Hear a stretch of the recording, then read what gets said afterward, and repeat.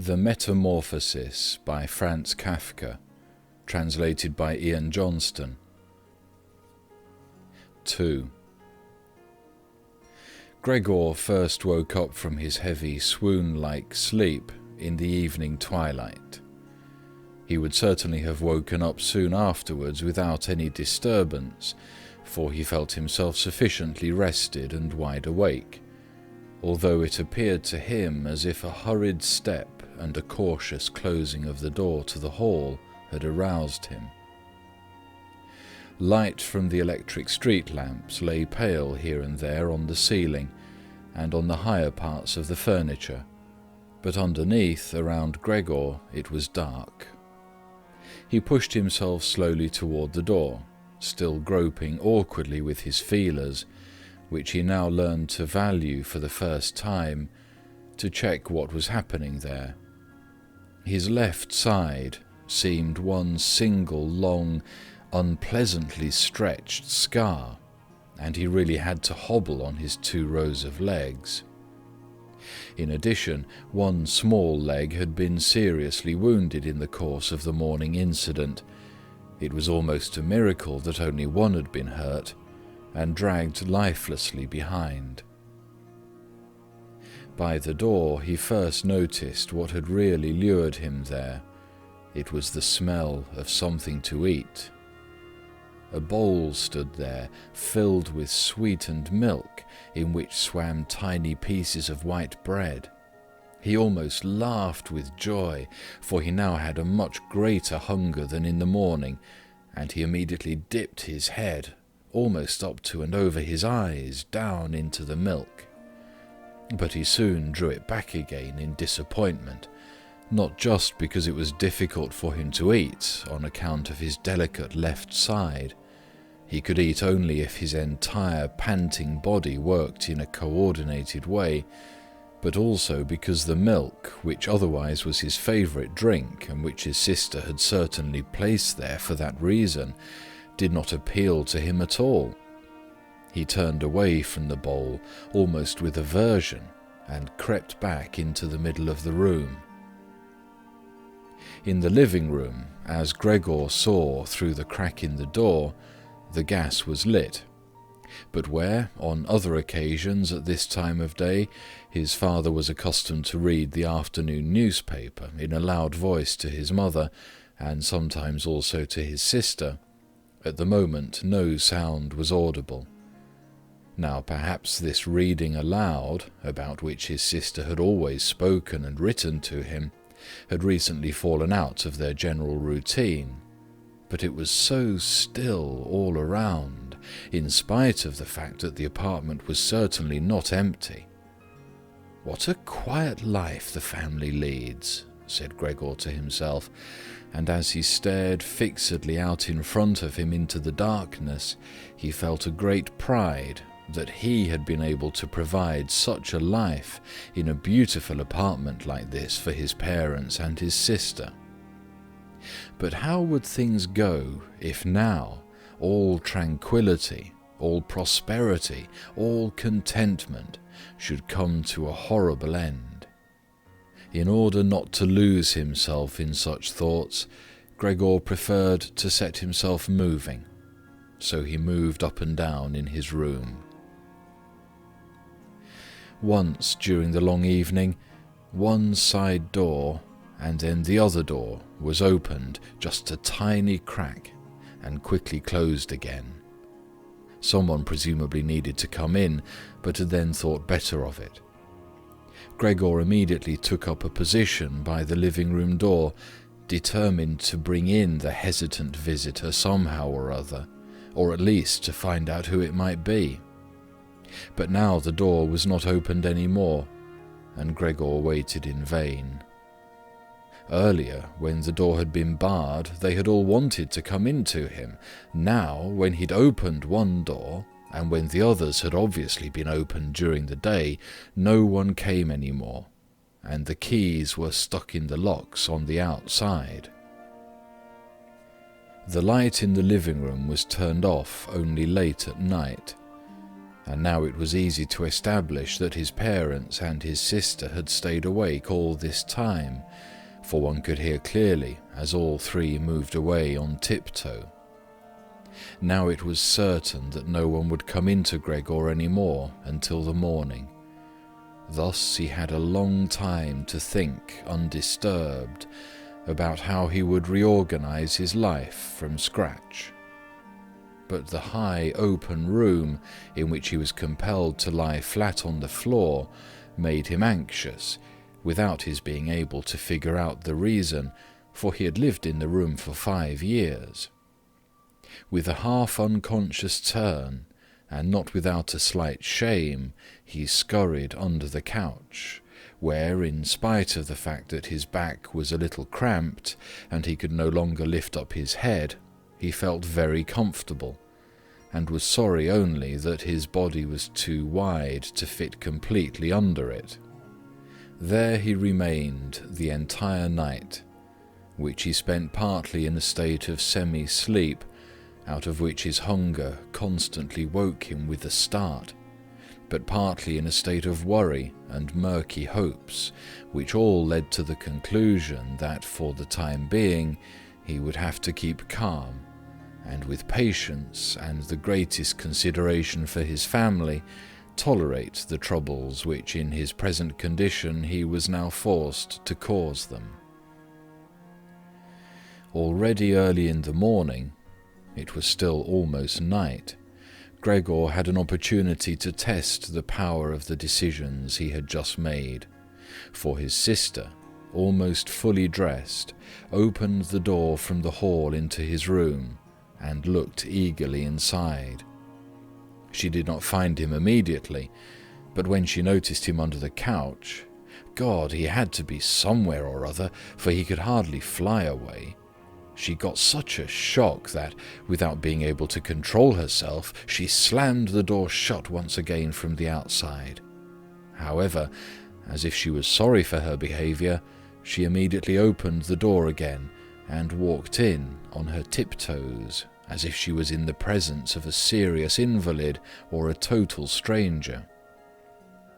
Gregor had pushed his head forward just to the edge of the couch and was observing her. Would she really notice that he had left the milk standing, not indeed from any lack of hunger, and would she bring in something else to eat more suitable for him? If she did not do it on her own, he would sooner starve to death than call her attention to the fact, although he had a really powerful urge to move beyond the couch, throw himself at his sister's feet, and beg her for something or other good to eat. But his sister noticed right away, with astonishment, that the bowl was still full, with only a little milk spilled around it. She picked it up immediately, although not with her bare hands, but with a rag, and took it out of the room. Gregor was extremely curious what she would bring as a substitute, and he pictured to himself different ideas about it. But he never could have guessed what his sister, out of the goodness of her heart, in fact did. She brought him, to test his taste, an entire selection, all spread out on an old newspaper. There were old half-rotten vegetables, bones from the evening meal, covered in a white sauce which had almost solidified, some raisins and almonds, cheese which Gregor had declared inedible 2 days earlier, a slice of dry bread, and a slice of salted bread smeared with butter. In addition to all this, she put down a bowl, probably designated once and for all as Gregor's, into which she had poured some water. And out of her delicacy of feeling, since she knew that Gregor would not eat in front of her, she went away very quickly, and even turned the key in the lock so that Gregor would now observe that he could make himself as comfortable as he wished. Gregor's small limbs buzzed now that the time for eating had come. His wounds must in any case have already healed completely. He felt no handicap on that score. He was astonished at that, and thought about how more than a month ago he'd cut his finger slightly with a knife, and how this wound had hurt enough even the day before yesterday. Am I now going to be less sensitive, he thought, already sucking greedily on the cheese, which had strongly attracted him right away, more than all the other foods. Quickly, and with his eyes watering with satisfaction, he ate one after the other, the cheese, the vegetables, and the sauce. The fresh food, by contrast, didn't taste good to him. He couldn't bear the smell, and even carried the things he wanted to eat a little distance away. By the time his sister slowly turned the key as a sign that he should withdraw, he was long finished, and now lay lazily in the same spot. The noise immediately startled him, in spite of the fact that he was already almost asleep, and he scurried back again under the couch. But it cost him great self-control to remain under the couch, even for the short time his sister was in the room, because his body had filled out somewhat on account of the rich meal, and in the narrow space there he could scarcely breathe. In the midst of minor attacks of asphyxiation, he looked at her with somewhat protruding eyes, as his unsuspecting sister swept up with a broom, not just the remnants, but even the foods which Gregor had not touched at all, as if these were also now useless, and as she dumped everything quickly into a bucket, which she closed with a wooden lid, and then carried all of it out of the room. She had hardly turned around before Gregor had already dragged himself out from the couch, stretched out, and let his body expand. In this way, Gregor got his food every day, once in the morning when his parents and the servant girl were still asleep, and a second time after the common noon meal, for his parents were, as before, asleep then for a little while, and the servant girl was sent off by his sister on some errand or other. They certainly would not have wanted Gregor to starve to death, but perhaps they could not have endured finding out what he ate other than by hearsay. Perhaps his sister wanted to spare them what was possibly only a small grief, for they were really suffering quite enough already. What sorts of excuses people had used on that first morning to get the doctor and the locksmith out of the house, Gregor was completely unable to ascertain. Since they could not understand him, no one, not even his sister, thought that he might be able to understand others, and thus, when his sister was in her room, he had to be content with listening now and then to her sighs and invocations to the saints. Only later, when she'd grown somewhat accustomed to everything, naturally there could never be any talk of her growing completely accustomed to it, Gregor sometimes caught a comment which was intended to be friendly, or could be interpreted as such. "Well, today it tasted good to him," she said, if Gregor had really cleaned up what he had to eat, whereas in the reverse situation, which gradually repeated itself more and more frequently, she used to say sadly, "Now everything has stopped again." But while Gregor could get no new information directly, he did hear a good deal from the room next door, and as soon as he heard voices, he scurried right away to the appropriate door and pressed his entire body against it. In the early days especially, there was no conversation which was not concerned with him in some way or another, even if only in secret. For 2 days, at all meal-times, discussions on that subject could be heard, on how people should now behave. But they also talked about the same subject in the times between meals, for there were always at least 2 family members at home, since no one really wanted to remain in the house alone, and people could not under any circumstances leave the apartment completely empty. In addition, on the very first day, the servant girl, it was not completely clear what and how much she knew about what had happened, on her knees had begged his mother to let her go immediately, and when she said goodbye about 15 minutes later, she thanked them for the dismissal with tears in her eyes, as if she was receiving the greatest favour which people had shown her there, and without anyone demanding it from her, she swore a fearful oath not to betray anyone, not even the slightest bit.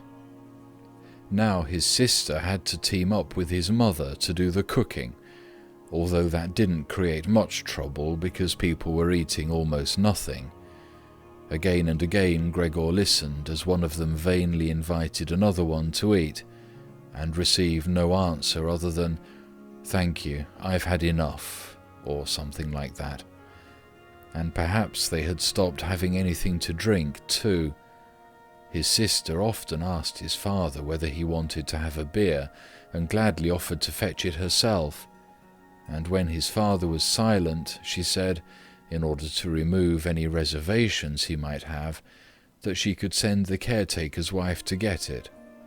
But then his father finally said a resounding no, and nothing more would be spoken about it.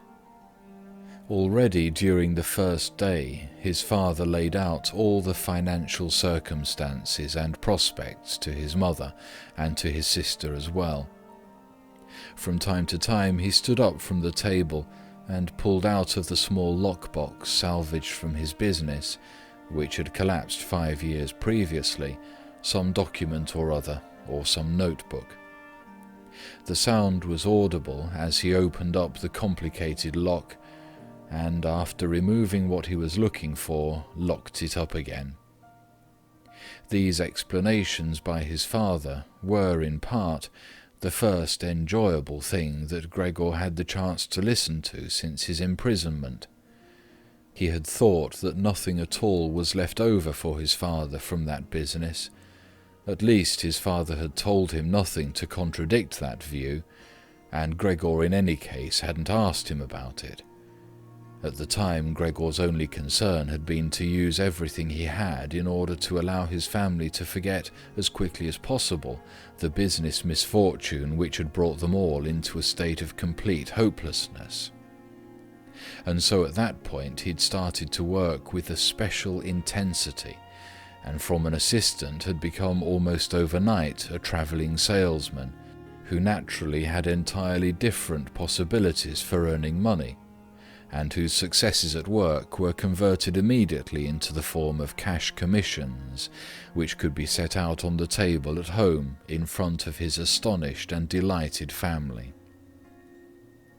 Those had been beautiful days, and they had never come back afterwards, at least not with the same splendour, in spite of the fact that Gregor later earned so much money that he was in a position to bear the expenses of the entire family, costs which he in fact did bear. They had become quite accustomed to it, both the family and Gregor as well. They took the money with thanks, and he happily surrendered it. But the special warmth was no longer present. Only the sister had remained still close to Gregor, and it was his secret plan to send her next year to the conservatory, regardless of the great expense which that necessarily involved, and which would be made up in other ways. In contrast to Gregor, she loved music very much, and knew how to play the violin charmingly. Now and then, during Gregor's short stays in the city, the conservatory was mentioned in conversations with his sister, but always only as a beautiful dream, whose realization was unimaginable, and their parents never listened to these innocent expectations with pleasure. But Gregor thought about them with scrupulous consideration, and intended to explain the matter ceremoniously on Christmas Eve. In his present situation, such futile ideas went through his head while he pushed himself right up against the door and listened. Sometimes in his general exhaustion he couldn't listen any more, and let his head bang listlessly against the door. But he immediately pulled himself together, for even the small sound which he made by this motion was heard nearby, and silenced everyone. "There he goes on again," said his father after a while, clearly turning towards the door, and only then would the interrupted conversation gradually be resumed again.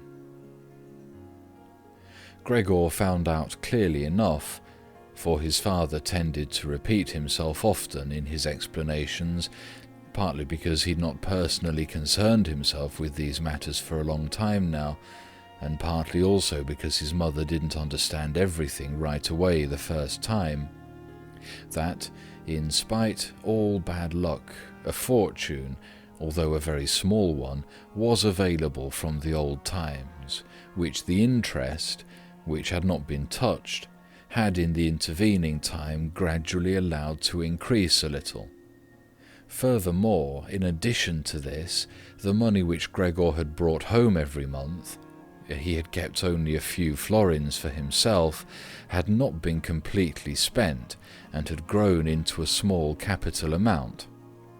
Gregor, behind his door, nodded eagerly, rejoicing over this unanticipated foresight and frugality.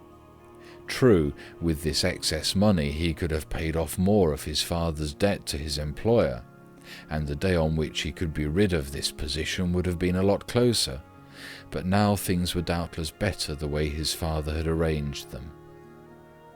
At the moment, however, this money was not nearly sufficient to permit the family to live on the interest payments. Perhaps it would be enough to maintain the family for 1 or at most 2 years, that's all. Thus it only added up to an amount which one should not really draw upon, and which must be set aside for an emergency. But the money to live on had to be earned. Now, although his father was old, he was a healthy man, who had not worked at all for 5 years, and thus could not be counted on for very much. He had in these 5 years, the first holidays of his trouble-filled but unsuccessful life, put on a good deal of fat, and thus had become really heavy. And should his old mother now perhaps work for money, a woman who suffered from asthma, for whom wandering through the apartment even now was a great strain, and who spent every second day on the sofa by the open window, labouring for breath? Should his sister earn money, a girl who was still a 17-year-old child, whose earlier lifestyle had been so very delightful that it had consisted of dressing herself nicely, sleeping in late, helping around the house, taking part in a few modest enjoyments, and above all, playing the violin?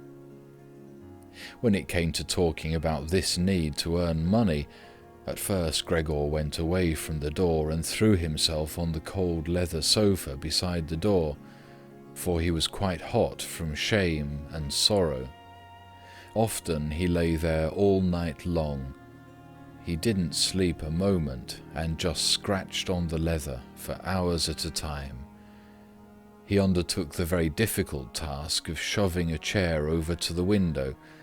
Then he crept up on the window-sill, and, braced on the chair, leaned against the window to look out, obviously with some memory or other of the satisfaction which that used to bring him in earlier times. Actually, from day to day he perceived things with less and less clarity, even those a short distance away.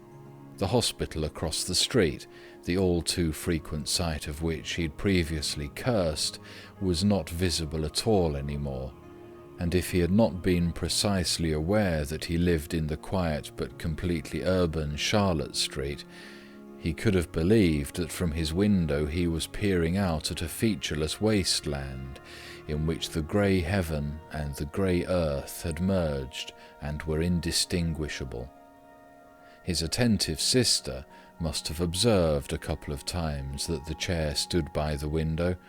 Then, after cleaning up the room, each time she pushed the chair back right against the window, and from now on she even left the inner casement open. If Gregor had only been able to speak to his sister and thank her for everything that she had to do for him, he would have tolerated her service more easily. As it was, he suffered under it. The sister admittedly sought to cover up the awkwardness of everything as much as possible, and as time went by, she naturally got more successful at it. But with the passing of time, Gregor also came to understand everything more precisely. Even her entrance was terrible for him. As soon as she entered, she ran straight to the window, without taking the time to shut the door, in spite of the fact that she was otherwise very considerate in sparing anyone the sight of Gregor's room, and yanked the window open with eager hands, as if she was almost suffocating, and remained for a while by the window, breathing deeply, even when it was still so cold. With this running and noise, she frightened Gregor twice every day. The entire time he trembled under the couch, and yet he knew very well that she would certainly have spared him gladly if it had only been possible to remain with the window closed in a room where Gregor lived. On one occasion, about 1 month had already gone by since Gregor's transformation, and there was now no particular reason anymore for his sister to be startled at Gregor's appearance. She arrived a little earlier than usual, and came upon Gregor as he was still looking out the window, immobile and well positioned to frighten someone. It would not have come as a surprise to Gregor if she had not come in, since his position was preventing her from opening the window immediately. But she not only did not step inside, she even retreated and shut the door. A stranger really might have concluded from this that Gregor had been lying in wait for her and wanted to bite her. Of course, Gregor immediately concealed himself under the couch, but he had to wait until the noon meal before his sister returned, and she seemed much less calm than usual. From this he realized that his appearance was still constantly intolerable to her, and must remain intolerable in future, and that she really had to exert a lot of self-control not to run away from a glimpse of only the small part of his body which stuck out from under the couch. In order to spare her even this sight, one day he dragged the sheet on his back and onto the couch. This task took him 4 hours, and arranged it in such a way that he was now completely concealed, and his sister, even if she bent down, could not see him. If this sheet was not necessary, as far as she was concerned, then she could remove it, for it was clear enough that Gregor could not derive any pleasure from isolating himself so completely. But she left the sheet just as it was, and Gregor believed he even caught a look of gratitude when, on one occasion, he carefully lifted up the sheet a little with his head to check, as his sister took stock of the new arrangement. In the first 2 weeks, his parents could not bring themselves to visit him, and he often heard how they fully acknowledged his sister's present work, whereas earlier they had often got annoyed at his sister because she had seemed to them a somewhat useless young woman. However, now both his father and his mother often waited in front of Gregor's door while his sister cleaned up inside, and as soon as she came out, she had to explain in detail how things looked in the room, what Gregor had eaten, how he had behaved this time, and whether perhaps a slight improvement was perceptible. In any event, his mother comparatively soon wanted to visit Gregor, but his father and his sister restrained her, at first with reasons which Gregor listened to very attentively and which he completely endorsed. Later, however, they had to hold her back forcefully, and when she then cried, "Let me go to Gregor, he's my unlucky son. Don't you understand that I have to go to him?" Gregor then thought that perhaps it would be a good thing if his mother came in, Not every day, of course, but maybe once a week. She understood everything much better than his sister, who, in spite of all her courage, was still a child, and in the last analysis had perhaps undertaken such a difficult task only out of childish recklessness. Gregor's wish to see his mother was soon realized. While during the day Gregor, out of consideration for his parents, did not want to show himself by the window, he couldn't crawl around very much on the few square meters of the floor. He found it difficult to bear lying quietly during the night, and soon eating no longer gave him the slightest pleasure. So for diversion, he acquired the habit of crawling back and forth across the walls and ceiling. He was especially fond of hanging from the ceiling. The experience was quite different from lying on the floor. It was easier to breathe. A slight vibration went through his body, and in the midst of the almost happy amusement which Gregor found up there, it could happen that, to his own surprise, he let go and hit the floor. However, now he naturally controlled his body quite differently, and he did not injure himself in such a great fall. His sister noticed immediately the new amusement which Gregor had found for himself, for as he crept around he left behind here and there traces of his sticky stuff, and so she got the idea of making Gregor's creeping around as easy as possible, and thus of removing the furniture which got in the way, especially the chest of drawers and the writing desk. But she was in no position to do this by herself. She did not dare to ask her father to help, and the servant girl would certainly not have assisted her, for although this girl, about 16 years old, had courageously remained since the dismissal of the previous cook, she had begged for the privilege of being allowed to stay permanently confined to the kitchen, and of having to open the door only in answer to a special summons.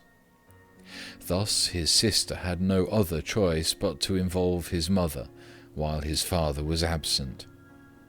His mother approached Gregor's room with cries of excited joy, but she fell silent at the door. Of course, his sister first checked whether everything in the room was in order. Only then did she let his mother walk in. In great haste, Gregor had drawn the sheet down even further and wrinkled it more. The whole thing really looked just like a coverlet thrown carelessly over the couch. On this occasion, Gregor held back from spying out from under the sheet. Thus he refrained from looking at his mother this time, and was just happy that she had come. "Come on, he's not visible," said his sister, and evidently led his mother by the hand. Now Gregor listened as these two weak women shifted the still heavy old chest of drawers from its position, and his sister constantly took on herself the greatest part of the work, without listening to the warnings of his mother, who was afraid that she would strain herself. The work lasted a long time. After about a quarter of an hour had already gone by, his mother said it would be better if they left the chest of drawers where it was, because in the first place it was too heavy. They would not be finished before his father's arrival, and leaving the chest of drawers in the middle of the room would block all Gregor's pathways, but in the second place they could not be certain that Gregor would be pleased with the removal of the furniture. To her, the reverse seemed to be true. The sight of the empty walls pierced her right to the heart, and why should Gregor not feel the same, since he had been accustomed to the room furnishings for a long time, and in an empty room would feel himself abandoned? "And is it not the case," said his mother, concluding very quietly, almost whispering as if she wished to prevent Gregor, whose exact location she really didn't know, from hearing even the sound of her voice, for she was convinced that he did not understand her words, And isn't it a fact that by removing the furniture, we're showing that we're giving up all hope of an improvement, and are leaving him to his own resources without any consideration? I think it would be best if we tried to keep the room exactly in the condition it was in before, so that when Gregor returns to us, he finds everything unchanged, and can forget the intervening time all the more easily." As he heard his mother's words, Gregor realized that the lack of all immediate human contact, together with the monotonous life surrounded by the family over the course of these 2 months, must have confused his understanding, because otherwise he couldn't explain to himself how he, in all seriousness, could have been so keen to have his room emptied. Was he really eager to let the warm room, comfortably furnished with pieces he had inherited, be turned into a cavern, in which he would of course then be able to crawl about in all directions without disturbance, but at the same time with a quick and complete forgetting of his human past as well? Was he then at this point already on the verge of forgetting? And was it only the voice of his mother, which he had not heard for a long time, that had aroused him? Nothing was to be removed, everything must remain. In his condition he could not function without the beneficial influences of his furniture, and if the furniture prevented him from carrying out his senseless crawling about all over the place, then there was no harm in that, but rather a great benefit. But his sister unfortunately thought otherwise. She had grown accustomed, certainly not without justification, so far as the discussion of matters concerning Gregor was concerned, to act as a special expert with respect to their parents, and so now the mother's advice was for his sister sufficient reason to insist on the removal, not only of the chest of drawers and the writing desk, which were the only items she had thought about at first, but also of all the furniture, with the exception of the indispensable couch.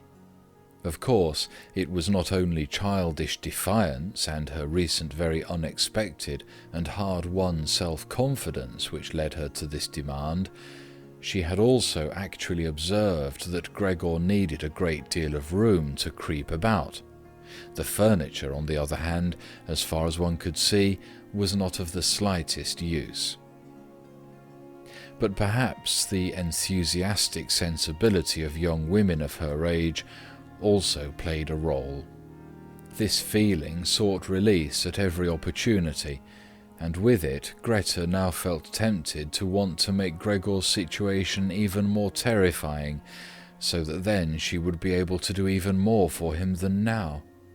For surely no one except Greta would ever trust themselves to enter a room in which Gregor ruled the empty walls all by himself, and so she did not let herself be dissuaded from her decision by her mother, who in this room seemed uncertain of herself in her sheer agitation, and soon kept quiet, helping his sister with all her energy to get the chest of drawers out of the room. Now Gregor could still do without the chest of drawers if need be, but the writing desk really had to stay, and scarcely had the women left the room with the chest of drawers, groaning as they pushed it, when Gregor stuck his head out from under the sofa to take a look how he could intervene cautiously and with as much consideration as possible. But unfortunately, it was his mother who came back into the room first, while Greta had her arms wrapped around the chest of drawers in the next room and was rocking it back and forth by herself, without moving it from its position. His mother was not used to the sight of Gregor. He could have made her ill, and so, frightened, Gregor scurried backwards right to the other side of the sofa, but he could no longer prevent the sheet from moving forward a little. That was enough to catch his mother's attention. She came to a halt, stood still for a moment, and then went back to Greta. Although Gregor kept repeating to himself over and over that really nothing unusual was going on, that only a few pieces of furniture were being rearranged, he soon had to admit to himself that the movements of the women to and fro, their quiet conversations, and the scratching of the furniture on the floor affected him like a great swollen commotion on all sides, and so firmly was he pulling in his head and legs and pressing his body to the floor, he had to tell himself unequivocally that he wouldn't be able to endure all this much longer. They were cleaning out his room, taking away from him everything he cherished. They had already dragged out the chest of drawers in which the fret-saw and other tools were kept, and they were now loosening the writing desk which was fixed tight to the floor, the desk on which he, as a business student, a school student, indeed even as an elementary school student, had written out his assignments. At that moment he really didn't have any more time to check the good intentions of the two women, whose existence he had in any case almost forgotten, because in their exhaustion they were working really silently, and the heavy stumbling of their feet was the only sound to be heard. And so he scuttled out. The women were just propping themselves up on the writing desk in the next room in order to take a breather. Changing the direction of his path 4 times, he really didn't know what he should rescue first. Then he saw hanging conspicuously on the wall, which was otherwise already empty, the picture of the woman dressed in nothing but fur. He quickly scurried up over it and pressed himself against the glass which held it in place, and which made his hot abdomen feel good. At least this picture, which Gregor at the moment completely concealed, surely no one would now take it away. He twisted his head towards the door of the living room to observe the women as they came back in. They had not allowed themselves very much rest, and were coming back right away. Greta had placed her arm around her mother and held her tightly. "So what shall we take now?" said Greta, and looked around her. Then her glance met Gregor's from the wall. She kept her composure only because her mother was there. She bent her face towards her mother in order to prevent her from looking round, and said, although in a trembling voice and too quickly, "Come, wouldn't it be better to go back to the living room for just another moment?"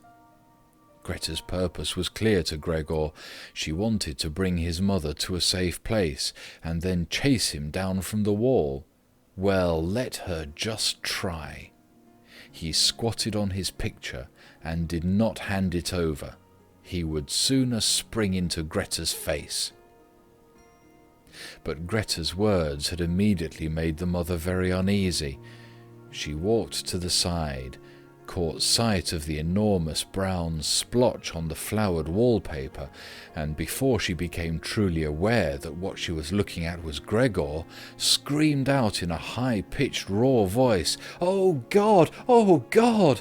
and fell with outstretched arms as if she was surrendering everything, down onto the couch, and lay there motionless.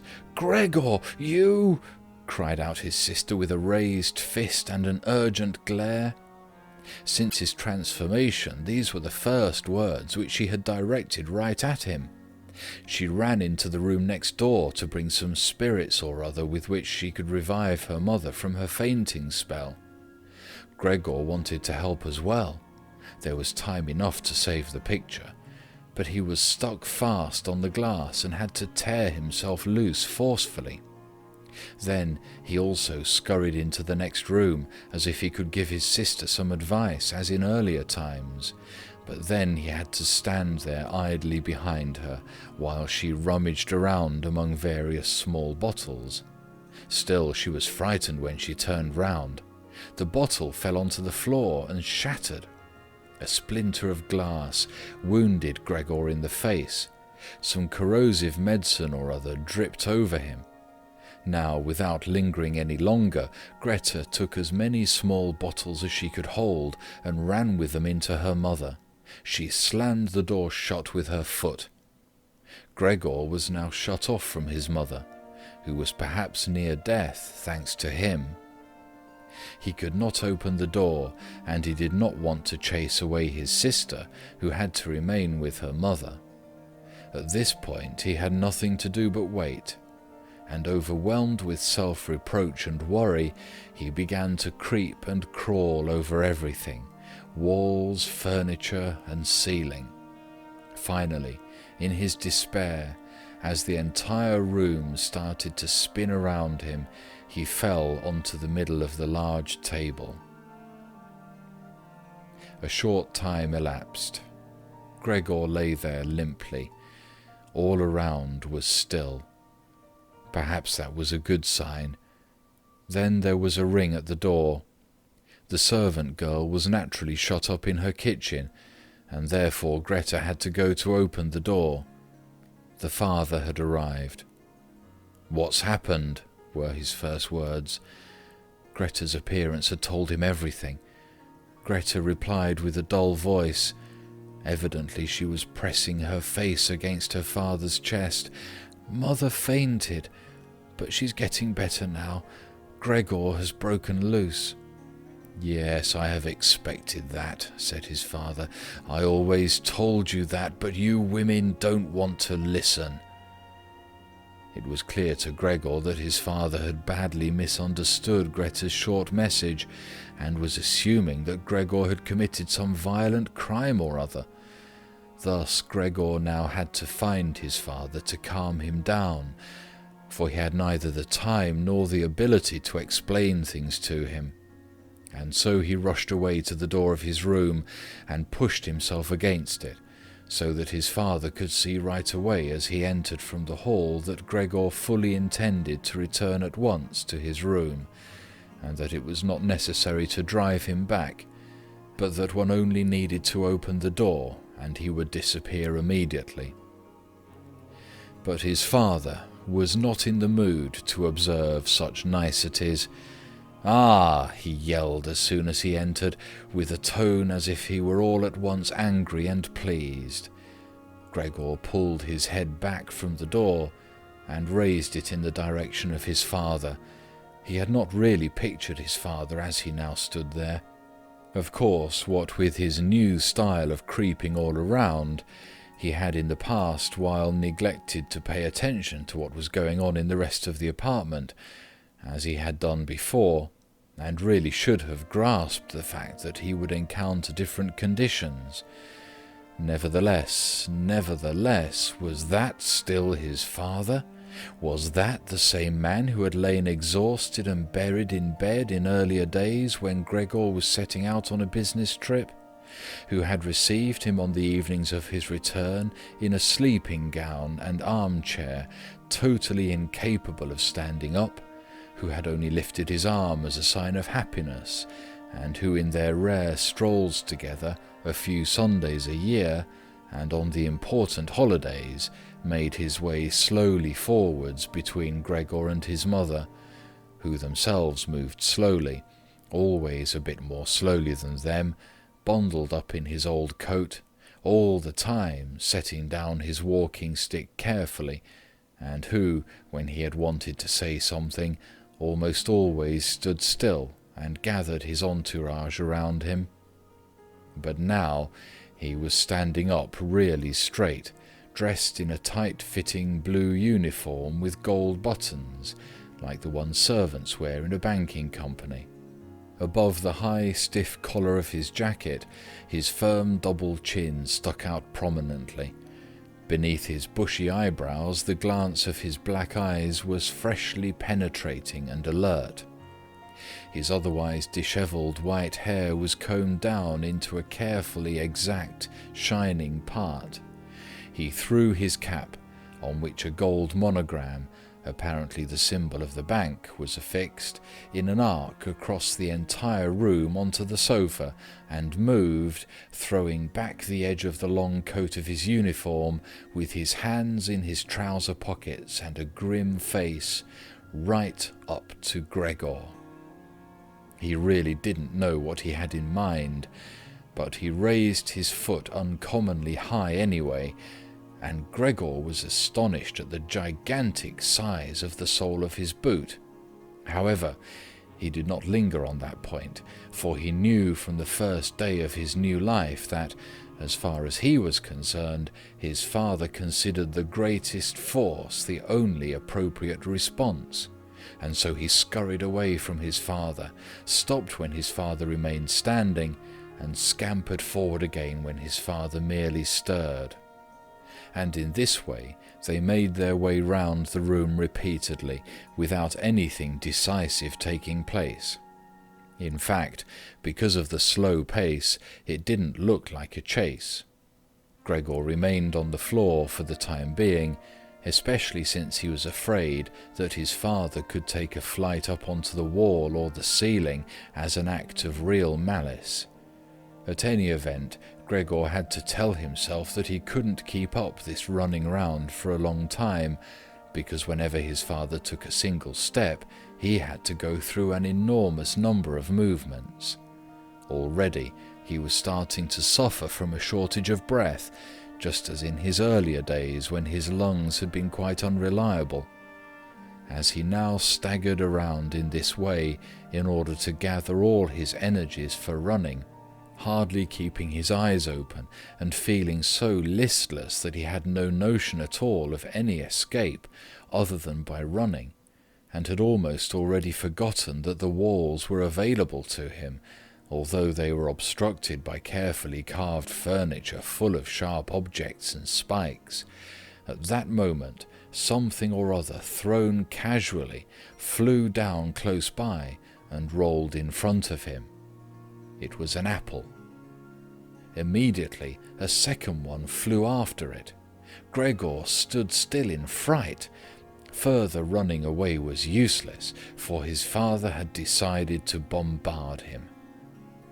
From the fruit bowl on the sideboard, his father had filled his pockets, and now, without for the moment taking accurate aim, he was throwing apple after apple.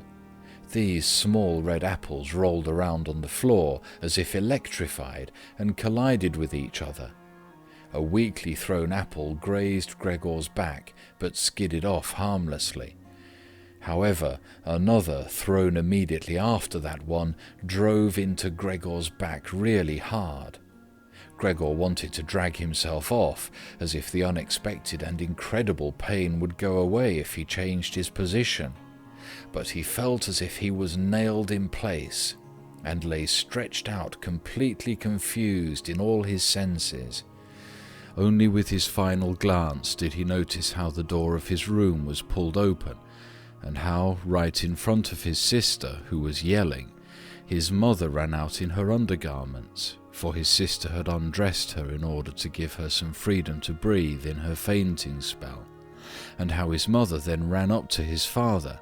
On the way, her tied-up skirts slipped toward the floor one after the other, and how, tripping over her skirts, she hurled herself onto his father, and throwing her arms around him in complete union with him. But at this moment Gregor's powers of sight gave way, as her hands reached to the back of his father's head, and she begged him to spare Gregor's life. End of part 2. Thanks for watching. Drop a like, leave a comment, and don't forget to subscribe to watch more videos like this.